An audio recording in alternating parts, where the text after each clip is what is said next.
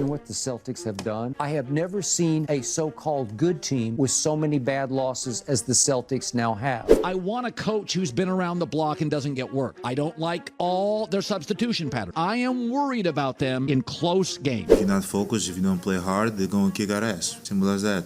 You know, you guys, this has really become sort of a trend over the last couple of years. And it's a trend where we see the Boston Celtics looking like the clear-cut best team in all of basketball for really weeks on end, just for this team to hit an unforeseen rough patch that not even the basketball gods themselves could have predicted. And then yet again, they come out, show undeniable dominance in front of the entire world, and shut everyone up. Like, I'm almost convinced at this point that the Celtics are intentionally doing this with how common it's become. Regardless though, when we actually do see this Celtics team play their best basketball this season, it just feels a lot different than the hot streaks that we've seen from them in the past. And what exactly is so different about it might end up surprising some of you. But before we go any further, today's video is brought to you by our friends at Morgan & Morgan. Morgan & Morgan is a law firm that has completely modernized the injury law process, making it possible to both submit a claim and communicate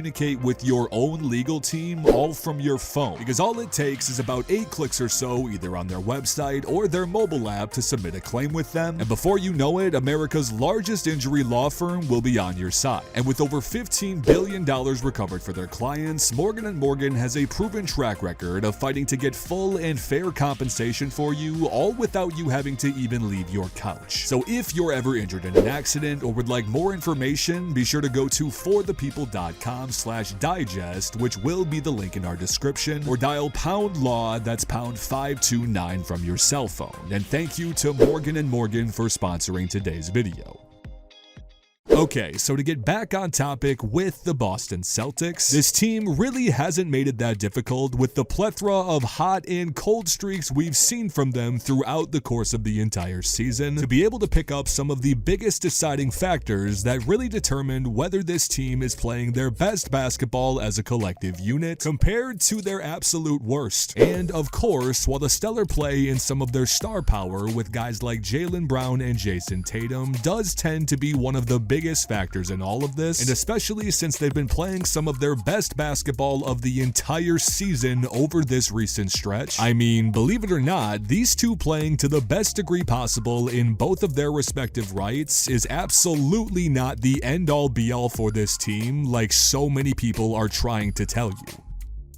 Because instead, I mean, you could legitimately make the case yourself that something as simple as the ball movement within this team is one of the biggest reasons as to why they don't always play up to the level that we know they're capable of. Now, I also know that might sound just a tad ridiculous without an actual explanation, so let's go ahead and explain it. Now, Boston's offense is a very interesting one to say the absolute least about, because on one side of the equation, you really can't argue the fact that the Boston Celtics have the most ISO effective duo out of any team across the entire league. And yes, while this can pay dividends for the offense from time to time, it can also absolutely kill it from time to time. And if film from some of their worst games of the season isn't quite enough to solidify that point for you, just trust me, the numbers do an even better job at explaining. Because despite being so ISO reliant from time to time, the Celtics are still one of the more pass-friendly offenses in all of basketball this year. And go figure, because when they actually do move the ball at an above average rate compared to all other teams, the difference seen, at least in terms of their team success, is ridiculous. And please don't get me wrong with saying all of this, because I'm not trying to imply that the Jays should just be completely banned from exploiting mismatches in isolation play, but it seems that when this team is actually the most unstoppable version of themselves is when they rely more on the versatility of guys they have up and down their entire rotation. And how they should be using these guys is a completely different part of the conversation.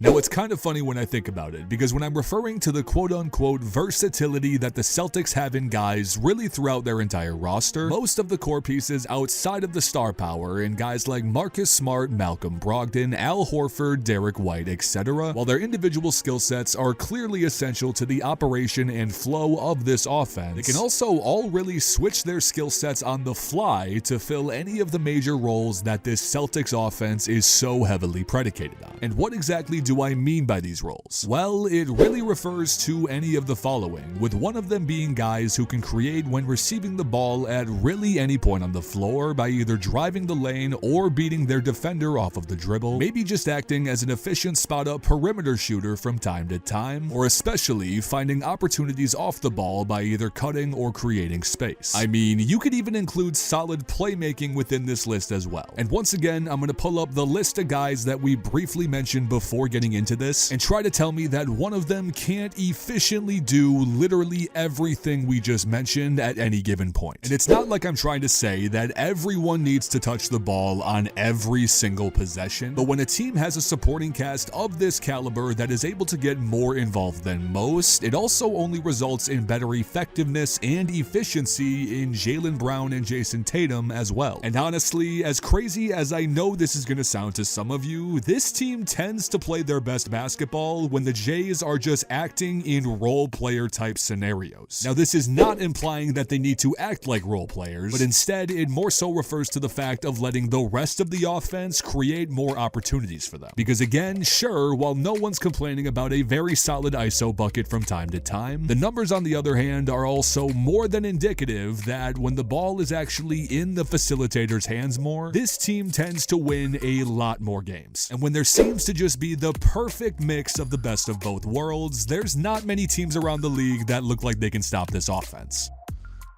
But speaking of all of the facilitators within this Celtic rotation, that also kind of leads into what I think might be the biggest advantage for this team come the postseason. Because sure, I mean, no one's ever going to complain about having a plethora of both scorers and creators on the offensive side of the ball. I think the rotational combinations that the Celtics are capable of is going to be even more crucial to their success. Because unlike the majority of last season, where for the most part we saw Robert Williams within the starting rotation and this team more so take a too big approach, they've almost completely switched over, and I use this term very lightly, to a quote-unquote small ball mentality, implementing Derrick White into the starting five. And it's not like I'm trying to say that the too big possibility is long and gone, because we're still waiting for Robert Williams to return to full strength, but instead it's the fact that Joe Mazzulla literally cannot go wrong with both of these tried and true possibilities at his disposal. And of course, while it does depend on matchups more than anything else, just take the efficiencies of their small ball lineup for a quick example. Because while statistically speaking at least, they are one of the more efficient rotations in all of basketball this year, we tend to see these guys exploit defenses most by either out hustling them in off-ball movement or even abusing the fast break more than this team typically does. And also, say whatever you want about Derrick White as a player, but with him being implemented into the starting rotation this year, he really has become one of the more integral parts of this team, both offensively and defensively. But then, for some of you that might think implementing Robert Williams back into the starting rotation from time to time will diminish this team's offensive efforts, his high-level inside scoring and his ridiculous second chance opportunities created would tell you otherwise. And well, if you did want to get into a defensive effect, this was the defensive rating that the Celtics have posted this season, missing Time Lord for about 80% of it. So you probably don't need me to tell you that this should only be going up from here. But in the end, is this going to be enough to see the Boston Celtics actually hoist the Larry O'Brien trophy at the end of this season? Well, as always, we'll just have to wait and see. Regardless though, you guys, I'm extremely curious to hear what you have to think of the Celtics. So be sure to let me know in the comments what has been the most surprising part to you out of everything we've seen from Boston this year. And on top of that, how far do you actually see them making it in the 2023 playoffs? But also, thank you so much to each and every one of you out there for watching. I appreciate you all more than anything. You all know this, and I will see you guys in the next video.